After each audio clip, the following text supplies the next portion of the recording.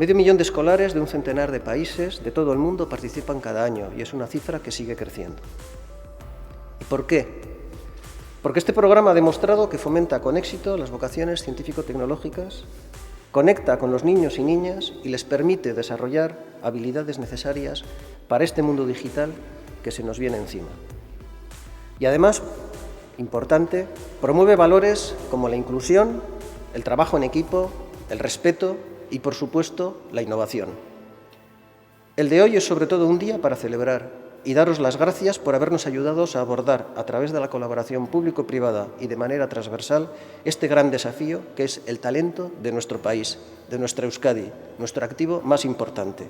Bihotz, bihotzez, eskerrik asko denori eta zorionak. 10. urteurrena ospatzen ari gara, esan bezala.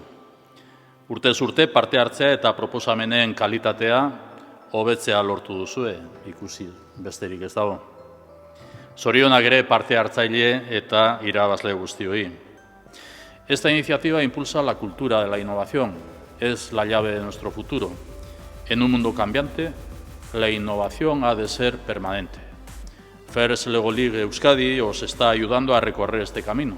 Gure gazteriaren prestakuntza hobetzen laguntzen du. Gaurkoan ikusi besterik ez dago.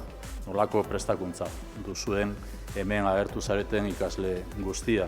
Eta bestetik, etorkizuneko Euskadi berritzailea indartzen du.